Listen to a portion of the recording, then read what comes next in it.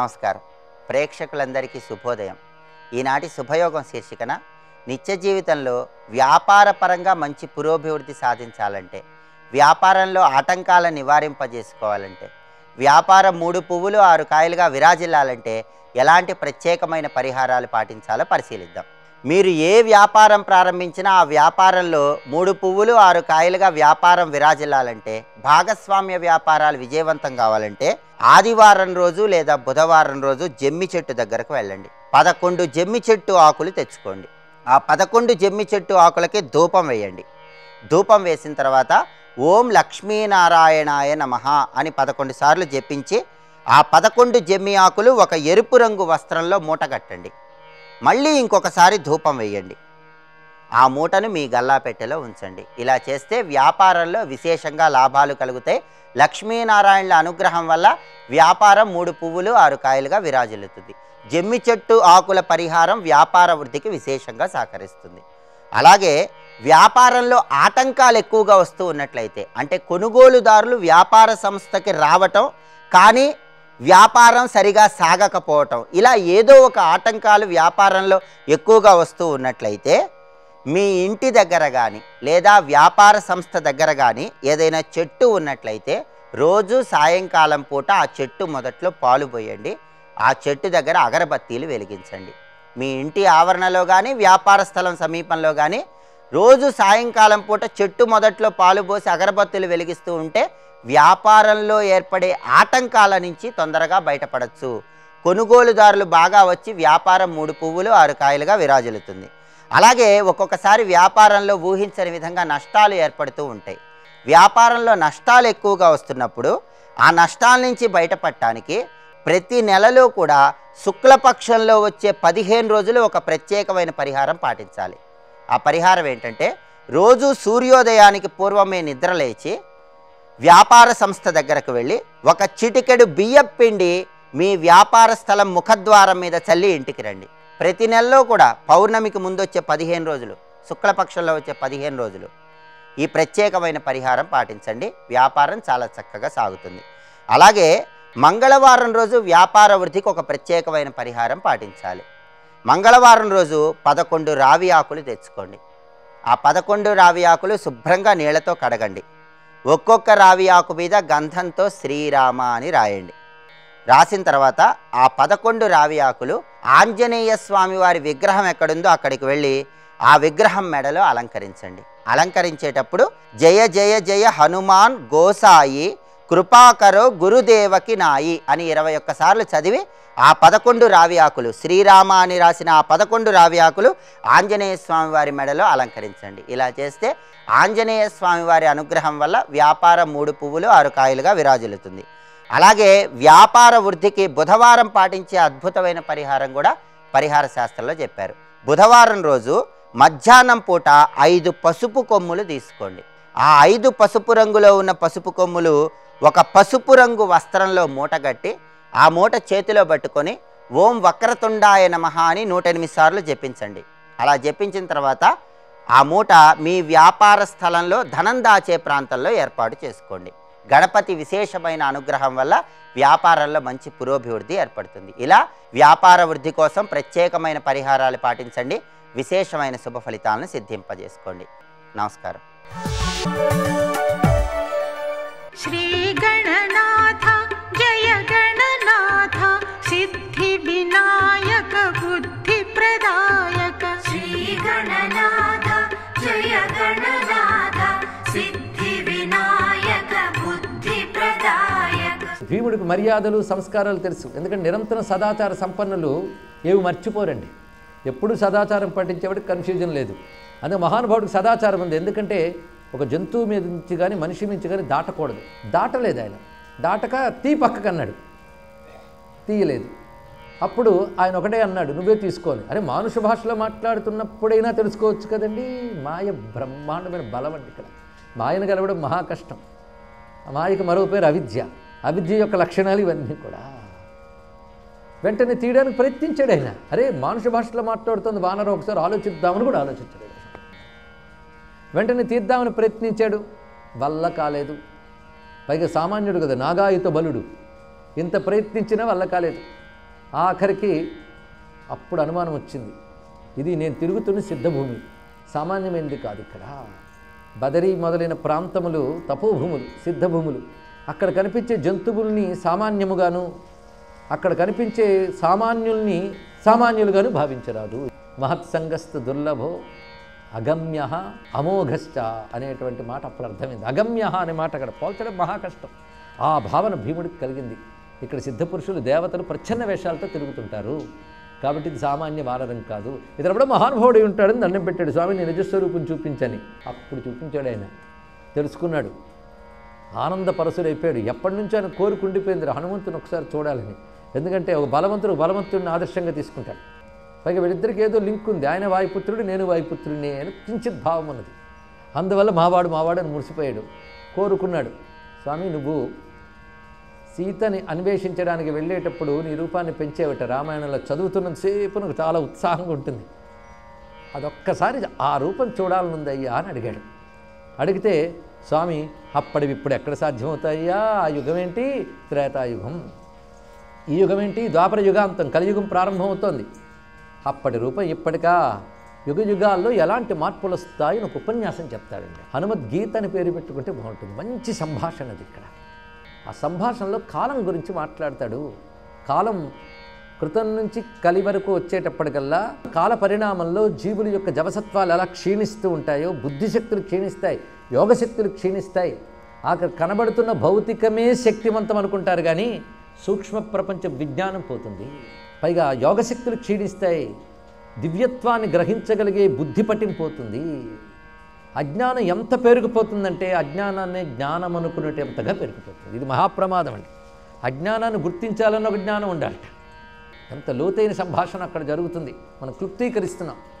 అసలు ధర్మం గురించి చెయ్యాలి అని అనుకుంటే కర్తవ్యం, చెయ్యాలి అనుకోవడం కానీ ఇంకోటి చెయ్యాలని చెప్పడం కానీ రెండూ అవసరం లేకుండా సహజంగా ధర్మం ఆచరిస్తే అది కర్తవ్యం కాదు, కృతం అవుతుంది అన్నాడు. ఇక్కడ ధర్మం చెయ్యాలని బోధింపబడకుండానే, చెయ్యాలి అని సంకల్పంగా అనుకోకుండానే సహజంగా ధర్మం కృతంగా ఏ కాలంలో ఉంటుందో దాని పేరు కృతయుగం అన్నాడు. ఇక్కడ ఆ ధర్మం క్షీణిస్తూ వస్తూ ఉంటే అందులో 35% ధర్మం మిగిలితే త్రేతాయుగం, అర్ధభాగం మిగిలితే ద్వాపర యుగం. ఆ పేర్లు స్పష్టంగా ఉంది, త్రేత ద్వాపర.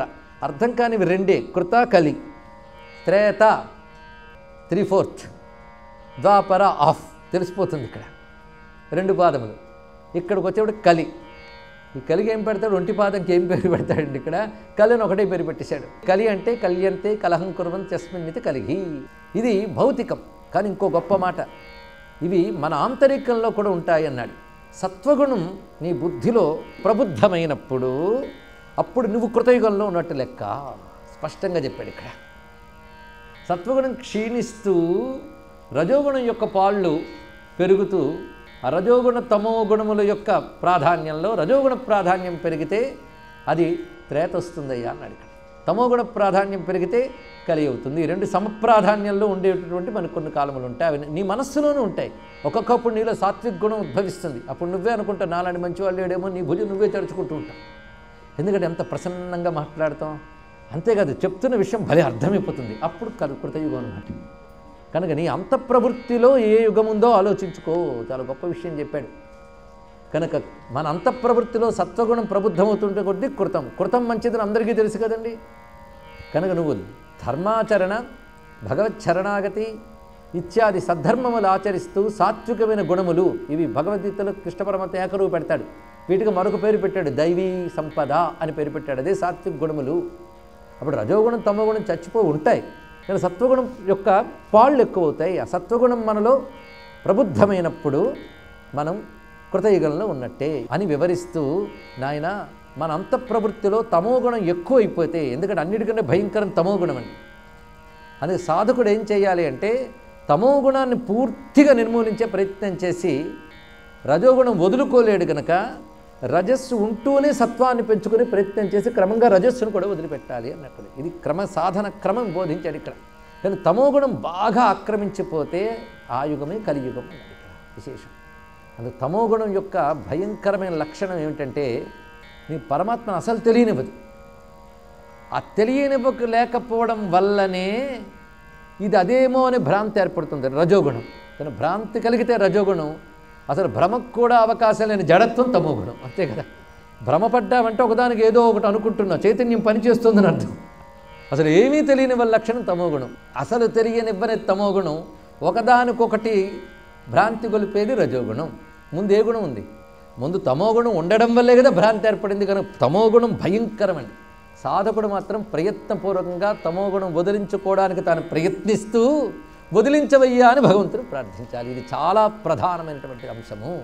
అందుకే నా బుద్ధి నిండా ఆక్రమించిపోయిన తమోగుణం ఉందే, అది ఎప్పటికి వదలట్లేదు.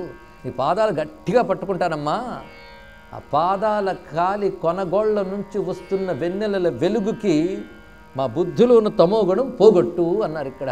నకదీదిత సంచన్న నమజ్జన తమోగుణ. తమోగుణం అంత భయంకరం, దాన్ని పోగొట్టమని అడుగుతున్నారండి. అదొక్కడి పోతే చాలు అసలు స్వరూపం అర్థమవుతుంది ఇక్కడ. ఈ తమోగుణం భయంకరం. ఈ తమోగుణం బాగా ప్రకోపించడానికి మరింత కారణమేమవుతాయి అంటే, భౌతికమైన విషయములే సత్యములంటూ భావిస్తూ అసలు సత్యంపై ప్రయాణం చెయ్యకుండా, నీకు ప్రస్తుతం పరోక్షంగా కనిపిస్తున్న సత్యముల గురించి విశ్వసించకుండా ప్రత్యక్షమే ప్రమాణం అనుకుంటున్నంత కాలం తమోగుణం పెరిగిపోతూ ఉంటుంది. అది పెరుగుతున్న కొద్దీ రజోగుణ వికారాలు పెరిగిపోతుంటాయి. ఈ రెండు కలిసే వస్తూ ఉంటాయండి ఇక్కడ. ఇది ప్రమాదకరం. ఈ రెండు అంత కరడుగట్టికిపోయినప్పుడు రజోగుణ తమోగుణముల యొక్క కరడుగట్టిన తనము పేరే కలి. ఇది అజ్ఞానం యొక్క పూర్ణ స్వరూపం. ఇంకా చెప్పాలంటే మా పోతన గారి భాషలో అచ్చపు చీకటి అన్నాడు. చాలా అద్భుతమైన పదం అన్నాడు. అచ్చపు చీకటి అంటే స్వచ్ఛమైన చీకటి. చీకట్లు కూడా స్వచ్ఛత ఉంటుంది అంటే అసలు వెలుగుకి అవకాశం లేకపోతే స్వచ్ఛమైన చీకటి అన్నాడు. అంత అద్భుతమైన చీకటి. దాని పేరే మీరు తమోగుణం నుండి అవిద్య అనుకోండి. తమోగుణం అంటే రజోగుణం ఉండి తీరుతుంది, ఇందులో సందేహం లేదు ఇక్కడ. అది కలియుగం. ఇప్పుడు కలియుగం ఎక్కడుంది? ఇప్పుడు ఆలోచించుకుంటే లోకం గురించి ముందు ఆలోచిద్దు, ముందు నా గురించి చూసుకోవాలి. కావలసినంత రజోగుణ తమోగుణాలు నాలో ఉన్నాయే, సత్వానికి అవకాశం లేదే, ఏం చేయాలి అంటే ఈ రజోగుణ తమోగుణం వల్ల కరడు గట్టితనానికి అవిద్య అని పేరు, అజ్ఞానం అని పేరు. దీని నుంచి బయటపడాలి అంటే బుద్ధికి జ్ఞానప్రకాశం కావాలి, జ్ఞానదేవతలను ఆరాధించాలి. అది బుద్ధి అధిష్టాన దేవత, బుద్ధిని ప్రేరేపించే జ్ఞానస్వరూపాలను ఆరాధించాలి అని చెప్పారు ఇక్కడ. బుద్ధిని ప్రేరేపించే జ్ఞానస్వరూపాన్ని వేదము 3 నామములతో పేర్కొన్నది ఇక్కడ. ఒక పేరు ఏంటంటే బృహతీనాం, అంటే గొప్పవైనటువంటి, బృహతి అనే మాటకు వాక్ అని అర్థం. బృహతీనాం, గొప్పవైన వాక్కులకి పతి ఎవడు, వాడు బృహస్పతి అన్నాడు ఇక్కడ.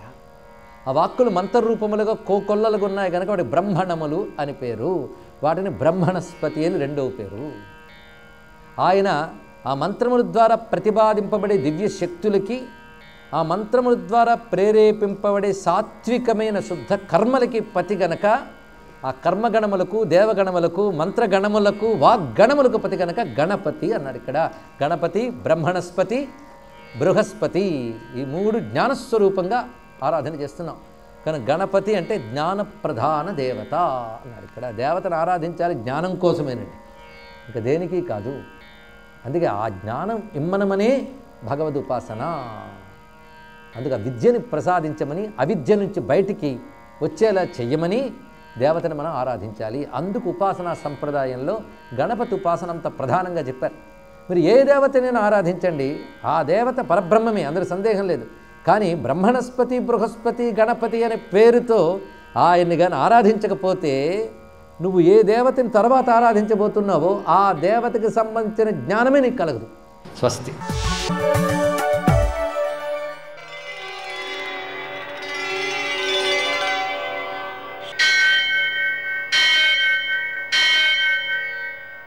సహస్రశీరుషం దేవం విశ్వాక్షం విశ్వశంభువం విశ్వం నారాయణం దేవమక్షరం పరమం పదం విశ్వతః పరమాం నిత్యం విశ్వం నారాయణగుం హరిం విశ్వమేవేదం పురుషస్తద్విశ్వముపజీవతి పతిం విశ్వస్యాత్మేశ్వరం శాశ్వతం శివమచ్యుతం నారాయణం మహాజ్ఞేయం విశ్వాత్మానం పరాయణం.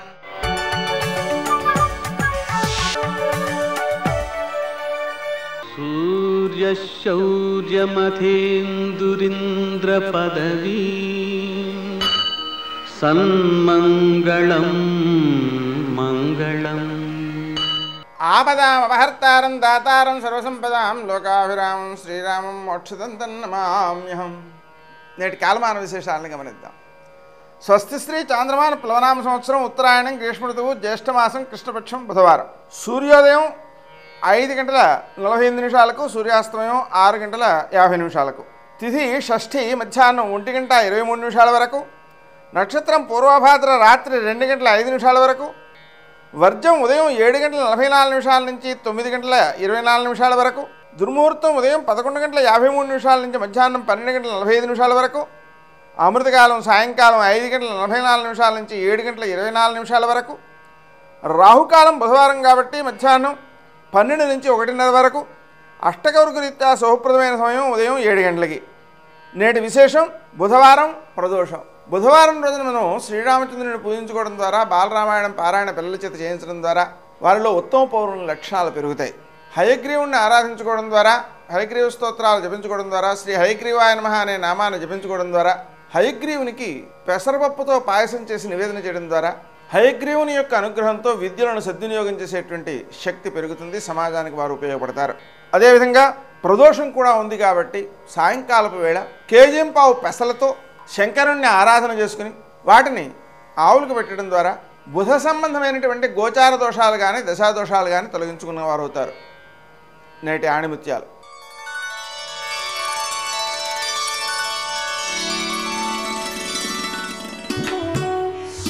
గెలుపు గురించి అతిగా ఆలోచించవద్దు. వచ్చిన అవకాశాన్ని సద్వినియోగం చేసుకో చాలు.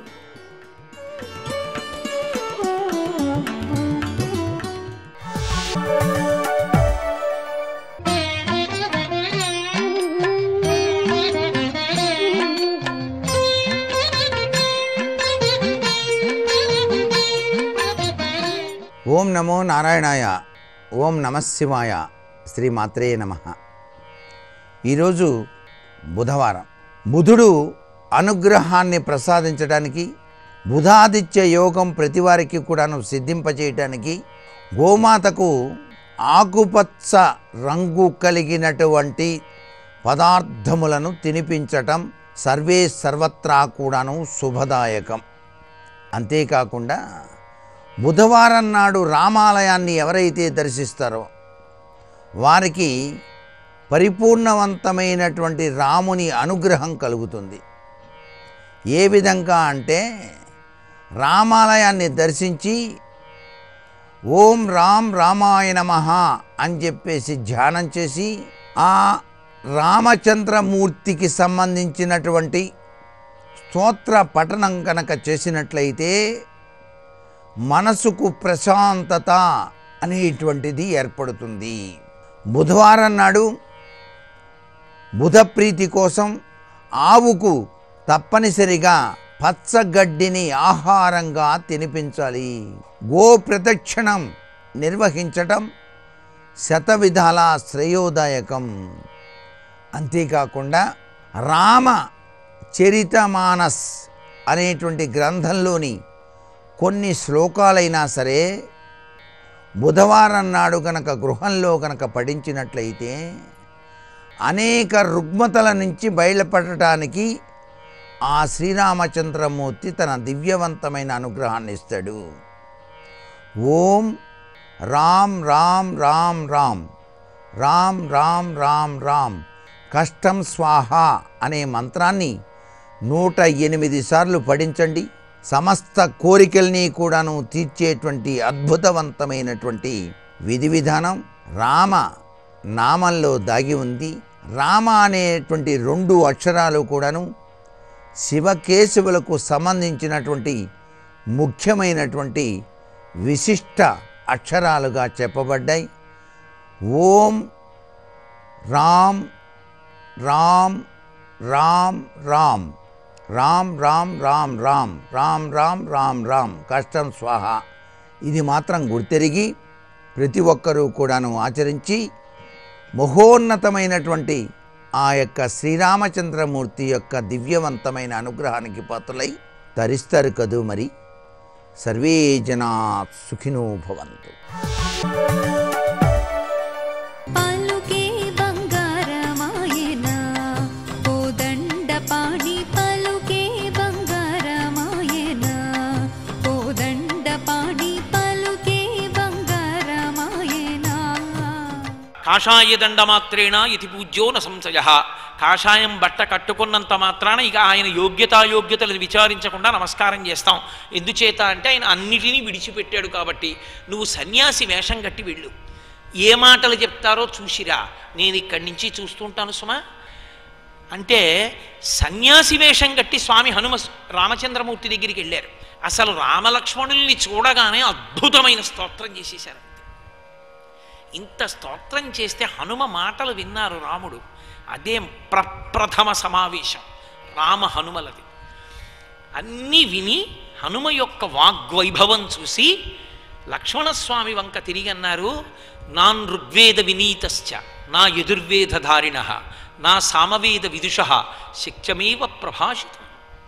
చూడు లక్ష్మణ ఎలా మాట్లాడాడు, అసలు ఆ మాట తీరు చూడు. ఋగ్వేదం యజుర్వేదం సామవేదం చదువుకున్నవాడు తప్ప ఇలా మాట్లాడలేడు అంటే ఆయన ఉద్దేశం. సామవేదం శాంతినిస్తుంది, యజుర్వేదం మంత్రముల చేత దేవతల యొక్క అనుగ్రహాన్ని సాధించి పెడుతుంది క్రతురూపంలో, ఋగ్వేదం సూక్త రూపంలో ఉంటుంది. ఆ మూడు ప్రసన్నం చేసుకోవడానికి ఎలా ఉపకరణములుగా ఉంటాయో అలా ఆయన యొక్క మాట తీరు ఉంది. వాటిని సమగ్రంగా విచారణ చెయ్యని వాడు కార్యసాధకుడై ఇలా మాట్లాడలేడు. కాబట్టి ఎంత బాగా మాట్లాడాడో చూడు.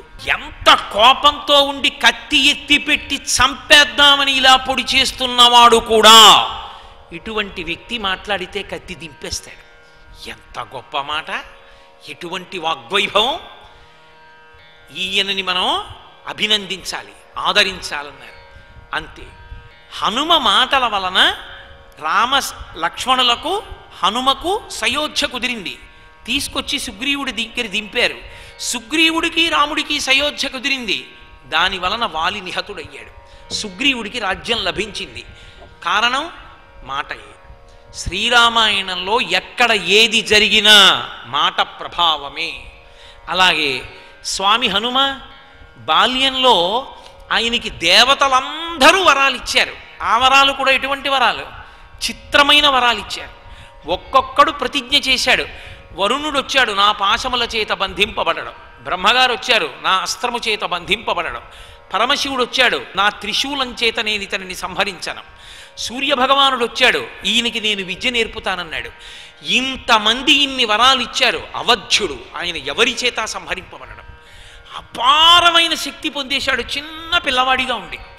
ఇంత చిన్న పిల్లవాడిగా ఉండి ఇంత శక్తి ఉంటే బుద్ధి బాగా వికసించలేదు. అంత బలం ఏం చెయ్యాలో అర్థమయ్యేది కాదు.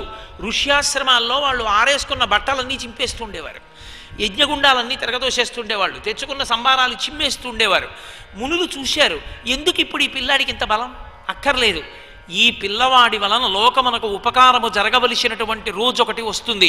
శేపురేనం రఘుశ్రేష్ఠ నాతి క్రుద్ధాతి మన్యవ. ఉత్తరకాండ. హనుమ యొక్క బాల్యాన్ని వర్ణిస్తూ మహర్షి అంటారు, ఈ పిల్లవాడు పెరిగి పెద్దవాడైన తరువాత లోకమునకు ప్రయోజనమును సాధించవలసిన అవసరం ఏర్పడినప్పుడు బాగా తెలుసున్నటువంటి పెద్దవాడొకడు ఈయన యొక్క వైభవాన్ని కీర్తిస్తాడు. ఈయన వైభవం ఎప్పుడు కీర్తింపబడుతుందో అప్పుడు మళ్ళీ ఈయన బలం గుర్తొస్తుంది. అప్పటి వరకు ఈ పిల్లవాడు ఈయన బలాన్ని మర్చిపోతాడన్నారు.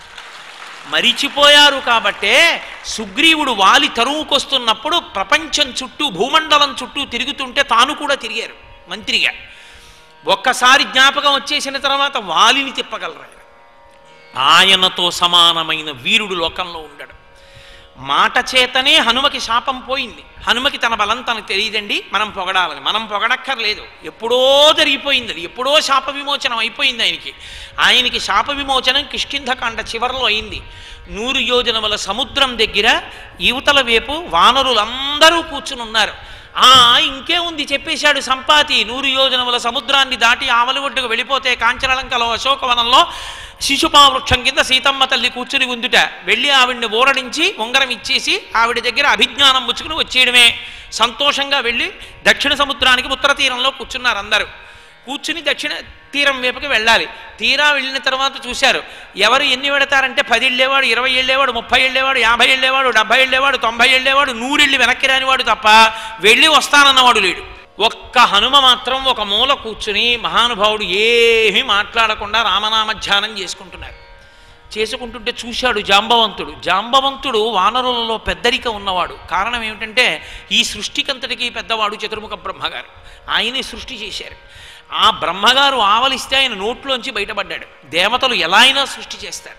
కాబట్టి బ్రహ్మగారి అంశలో వచ్చినవాడు, అందుకే దీర్ఘాయుష్మంతుడు. వినాయకుని యొక్క వ్రత కథలో శమంతకోపాఖ్యానంలో కూడా కనపడతాడు జాంబవంతుడు.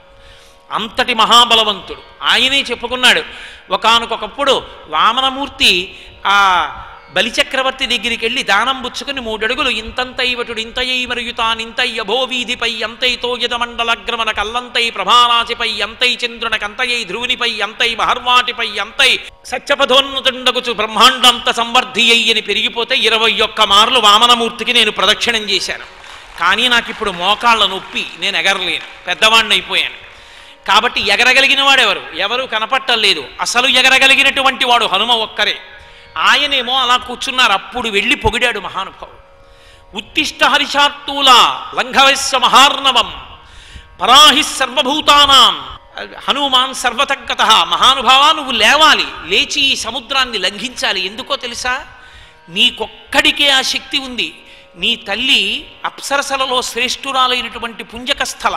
ఆమె శాపవశాత్తు ఈ భూమి మీద వానరకన్యగా జన్మించింది. ఆమె పేరు అంజనాదేవి.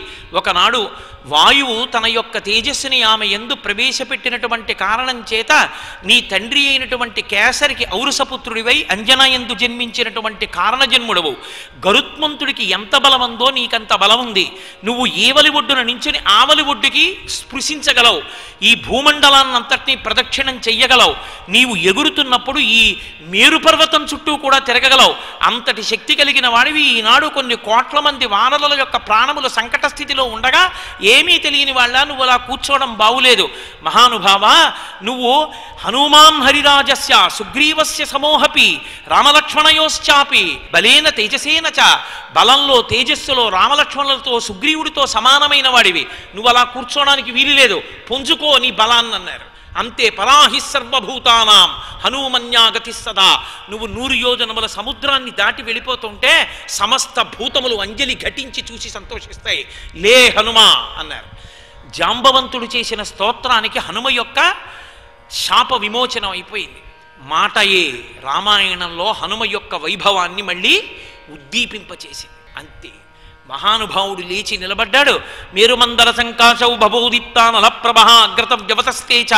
ఆయన ఒక్కసారి అంత ఎత్తున పెరిగిపోయి కాలిపోయిన పెనల్లా ఎర్రటి ముఖంతో, దంష్టలతో, పరిగల వంటి బాహువులతో, ఆ పెద్ద పెద్ద పాదాలతో ఇక్కడ నిలబడి నేను బయలుదేరితే ఈ భూమి నేను ఎగిరినప్పుడు తట్టుకోలేదని నేను గరుత్మంతుడు అపారమైన వేగంతో సముద్రం మీద వెడుతూ పాములని తన్నుకుపోతుండగా చూశాను. గరుత్మంతుడు ఎంత వేగంతో ప్రయాణిస్తాడో నేను కూడా అంత వేగంగా ప్రయాణిస్తాను. నా తండ్రి అయిన వాయుదేవుడు, సుపర్ణుడైనటువంటి గరుత్మంతుడు, నేను తప్ప అలా ఎగరగలిగినటువంటి వారు లేరు. నేను ఇప్పుడు ఎంత సంతోషాన్ని పొందుతున్నానంటే 100 యోజనముల సముద్రాన్ని దాటి వెళ్ళడం కాదు, ఈవలి ఒడ్డున నిలబడి నా శరీరాన్ని పెంచి సముద్రం నుంచి వంగి అవతల వైపు ఒడ్డుని నా చేతితో అందుకోవాలనుకుంటున్నాను. ఇక్కడి నుంచి నేను ఎగిరితే భూమి తట్టుకోదు. అందుకని మహేంద్రగిరి శిఖరముల మీద నిలబడి అక్కడి నుంచి నేను ఎగురుతానని మహానుభావుడు అక్కడ నిలబడితే తతో రావణనీతాయ సీతాయ శత్రుకర్షణ ఏష పదమన్వేష్టం చారణాచరితే పది అని సుందరకాండ ప్రారంభం.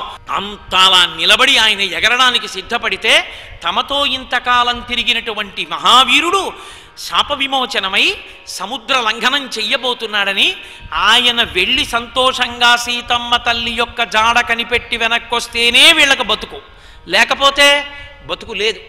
కాబట్టి ఆయన వంక చూశారు. అంత తేజోమూర్తి అయి నిలబడి ఉన్నాడు. అటువంటి స్వరూపాన్ని వాళ్ళు చూడలేదు, తెల్లబోతున్నారు. వాళ్ళందరికీ కూడా సంతోషాన్ని కల్పించాడు. ఎందుకని? అప్పటికే సుగ్రీవుడిచ్చిన వేళ దాటిపోయింది. సీతమ్మ తల్లి జాడ కనిపెట్టకుండా వెనక్కి వెళ్ళారా సుగ్రీవుడు వధిస్తాడు. ప్రాణ సంకటంలో ఉన్నటువంటి వానరులందరికీ కూడా ధైర్యాన్ని చెప్పారు.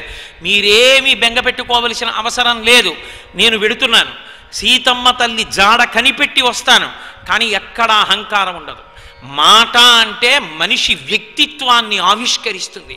ఎంత గొప్పగా మాట్లాడతారంటే, యథారాఘవ నిర్ముక్త శరస్వసన విక్రమ గచ్చేతత్వగమిష్యామి లంకాం రావణపాలితాం నహి ద్రక్ష్యామి ఇది లంకాయాం జనకాత్మజాం అనేనైవ వేగేన గమిష్యామి సురాలయం బద్ధ్వా రాక్షసరాజేన మోనయిష్యామి రావణం సర్వదా కృతకార్యోహ. నేను ఇప్పుడు బయలుదేరుతున్నాను. ఎలా బయలుదేరుతానో తెలుసా? బంగారు కోదండాన్ని తన ఎడంచేత్తో పట్టుకుని అక్షయమణ తూణీరంలోంచి కుడి చేతితో బాణాన్ని తీసి వింటినారి యందు సంధియాక కర్ణాంతములాగి విడిచిపెట్టినటువంటి రామబాణం లక్ష్యం మీద ఎలా వెళ్ళి పడుతుందో అలా మధ్యలో ఆగకుండా నేను లంకాపురంలోకి ప్రవేశించి సీతమ్మ తల్లి యొక్క జాడ కనిపెడతాను. ఒకవేళ నాకు కాంచన లంకలో సీతమ్మ తల్లి జాడ కనపడకపోతే అక్కడి నుంచే ఊర్ధ్వలోకానికి వెళ్ళి స్వర్గలోకంలో సీతమ్మ ఎక్కడుందో వెతికి చూసి తీసుకొస్తాను. అక్కడ కూడా కనపడకపోతే మళ్ళీ కాంచన లంకకి వెళ్ళి 10 తలల రావణాసురుడు ఈ భుజాదండం కింద ఒక పురుగు మర్దిస్తాను. పట్టుకుని తీసుకొచ్చి ప్రశ్రవణ పర్వత శిఖరముల మీద కూర్చున్న రామచంద్రమూర్తి యొక్క పాదముల యందు సమర్పించి కృతకృత్యుడనవుతాను. మీరు బెంగపెట్టుకోకండి, తీసుకొస్తాను సీతమ్మని ప్రతిజ్ఞ చేశారు. హనుమ చేసిన ప్రతిజ్ఞకి ఎంత సంతోషపడిపోయిందో వానరజాతి. సర్వం శ్రీ ఉమామహేశ్వర పరబ్రహ్మార్పణమస్తు. స్వస్తి.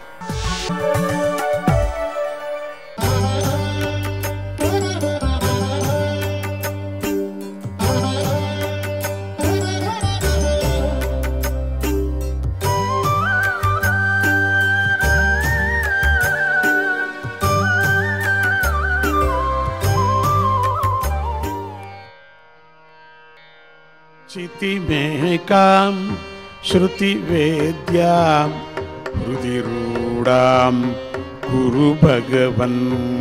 చితిమేకాం శృతివేద్యాం హృదిరూఢాం కురు భగవన్.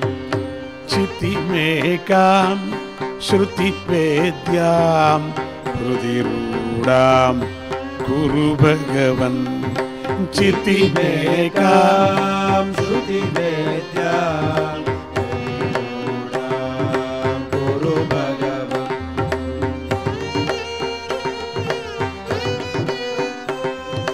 జ్ఞానాకార మతిపూతాం జ్ఞానాకార మతిపూతాం జగదారోపణ కృతిపీఠీ జగదారోపణ కృతిపీఠీ.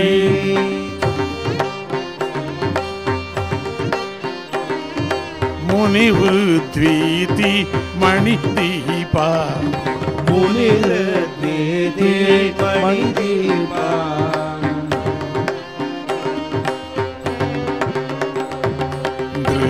దృశ్యాస్పర్శాత్ బహుదూరం దృశ్యాస్పర్శాత్ బహుదూరం. శృతివేద్యాం శృతివేద్యాం కురు భగవన్.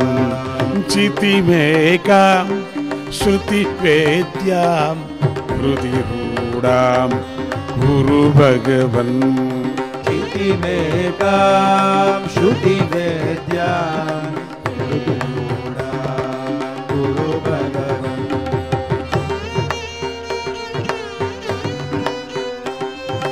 మాయా కలిత యాతు బహు మాయా కలిత యాతు బహు.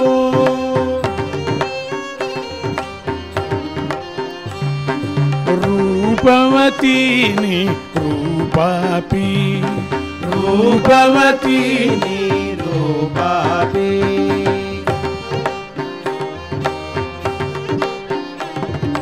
తామతి మతి మతి ధృతి పితతాం తామతి మతి మతి ధృతి పితతాం.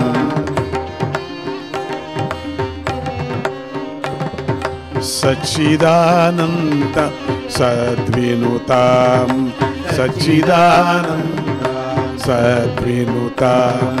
చితివేద్యాం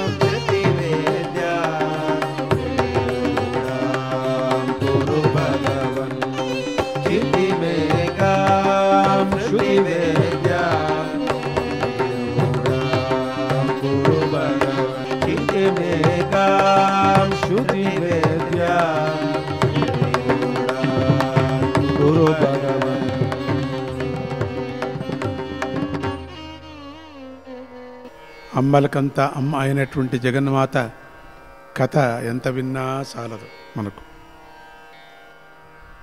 ఏ తల్లి అయినా తన కొడుకు పైన సహజంగానే దయ చూపిస్తుంది కదా. అంటే కొడుకు తల్లి పట్ల ప్రేమ భక్తిని చూపిస్తే ఇంకా చెప్పేదేముంది చెప్పండి.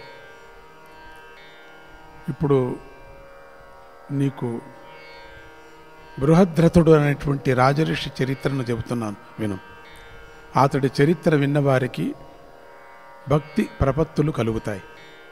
పూర్వము హిమాలయ పర్వతాల్లో ఒక చక్రవాక పక్షి నివసిస్తూ ఉండేది. చక్రవాక పక్షి అంటే మధ్యరాత్రి 3 గంటలకు మాత్రం శబ్దం చేస్తుంది. అది దాన్ని గమనించారో లేదో. ఆ చక్రవాక పక్షి ఒకనాడు అది ఎగురుతూ ఎగురుతూ అనేక దేశాలను దాటి కాశీకి చేరింది. తన ప్రారబ్ధ కర్మానుసారంగా అన్నపూర్ణ మందిరానికి చేరింది. అక్కడ అన్నపు మెతుకుల మీద ఆశతో అన్నపూర్ణ మందిరం చుట్టూ తిరిగి పైకి ఎగిరిపోయింది. అక్కడ బాగా ప్రదక్షిణ చేసింది. మెతుకులు దొరుకుతాయని కింద చూసింది.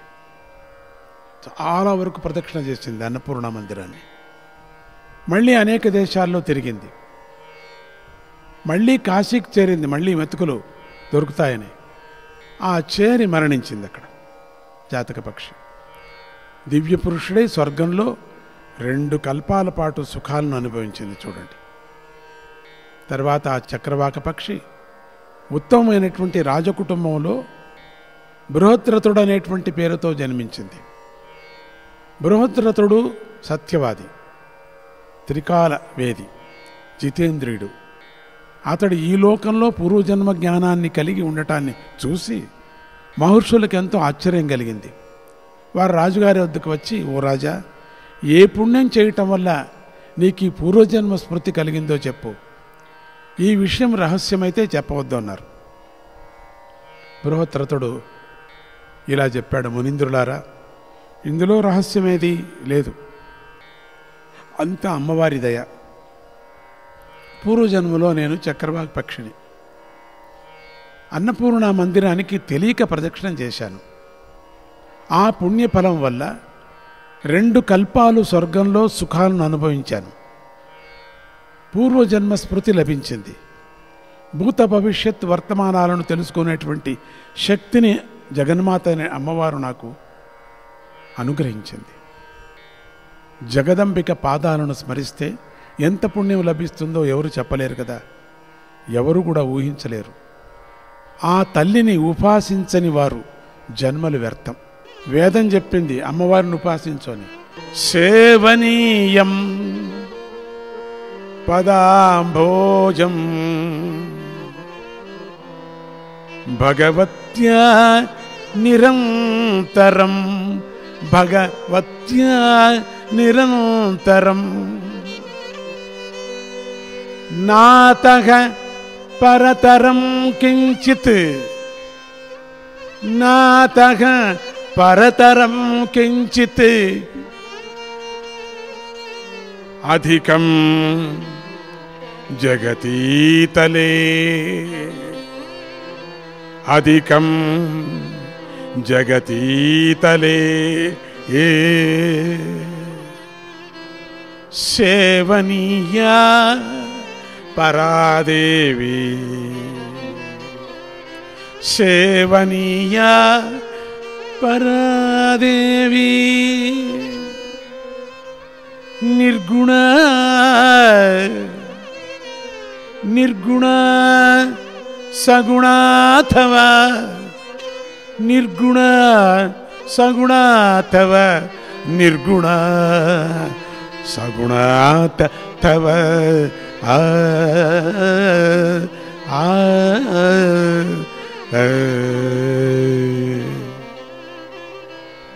శ్రీ భగవతి పాదపద్మాలను నిరంతరము సేవించాలి. అది అంతే. దీని గురించి నేను వర్ణించి చెప్పలేను. 3 లోకాల్లోనూ దీనిని మించినది ఏదీ లేదయ్యా. శ్రీ పరాభట్టారికను సగుణగా గాని నిర్గుణగా గాని నిత్యము సేవించాలి అన్నాడు. అమ్మవారిని విగ్రహం దగ్గర కానీ అమ్మవారిని లోపలే పెట్టుకొని ధ్యానించటం. మునులందరూ కూడా శ్రీమాత మహిమను విని ఎంతో ఆనందించారు, రాజును ఆశీర్వదించారు, జగదమ్మను కీర్తిస్తూ తమ ఆశ్రమాలకు వెళ్ళిపోయారు. చూడండి, అన్నపూర్ణ మందిరం ప్రదక్షిణ చేసిన దానికే ఈ పక్షికి ఎంత లోకం దొరికింది చూసారా. భక్తులు భోంచేసిన దాన్ని విస్తరాకు నెత్తమంటారు, పాపాలు పోతాయట. సూర్యాశిస్సు పోతుందన్నారు, చర్మరోగాలు పోతాయన్నారు, బ్రహ్మహత్యం పోతుందన్నారు. ఎంగిలి ఆకులను ఎత్తటం, ఎంగిలి తట్టలను కడగటం అంటే భక్తుల యొక్క ఎంగిలిని నవరాత్రుల్లో అమ్మ భక్తులు వాళ్ళందరూ కూడా, ఆ సేవకులందరూ కూడా కాచుకొని కాశీలో అన్నపూర్ణ మందిరంలో పోటాడుతూ ఉంటారు. చేతులతో, 2 చేతులతో ఎత్తుతారు. అయిన తర్వాత చేతులు మాత్రం కడుక్కుంటారు. అంత భక్తి మనకు ఆవరించినప్పుడే మనలో ఉండే పాపం పోతుంది.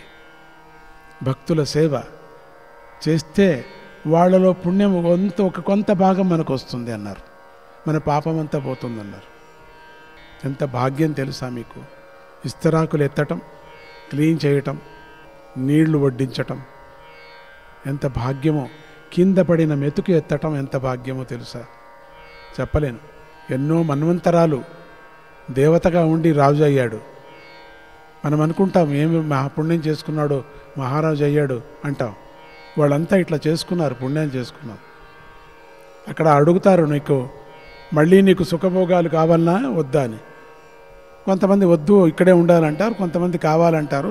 కిందికి వేస్తాడు.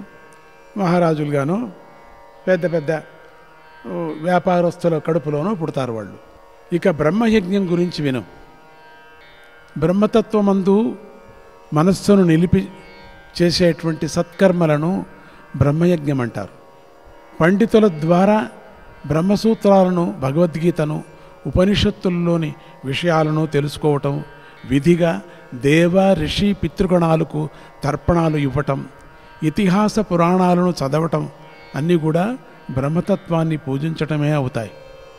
ఇదే బ్రహ్మయజ్ఞము అవుతుంది. బ్రహ్మయజ్ఞం అంటే ఇదే. మనం చదువుకోవటం, భగవద్గీత చదువుకోవటం, పారాయణాన్ని వినటం, దేవీ భాగవతాన్ని వినటం, భజనలు చేయటం, ఇదంతా బ్రహ్మతత్వానికి, బ్రహ్మయజ్ఞానికి సంబంధించిందే. వాద్యాన్ని వాయించటం కూడా బ్రహ్మయజ్ఞమే. ఇది చాలా పెద్ద బ్రహ్మయజ్ఞం. దీనివల్ల సర్వ వేదాంగాలకు చదివిన ఫలం లభిస్తుంది అన్నారు. తర్వాత సదాచారవంతుడు తప్పకుండా వైశ్వదేవ చేయాలి. అంటే వండిన అన్నంలో కొంత భాగాన్ని పక్కకు తీసి దాన్ని 5 భాగాలు చేసి దేవ, పితృ, బ్రహ్మ, భూత, మనుష్య యజ్ఞాలకు వినియోగించాలి. 5 భాగాలు చేసి పెట్టాలి. పక్కలో ఒక పిడికడ పెట్టి 5 భాగాలు పెట్టాలి. శ్రీమాత్రే నమః.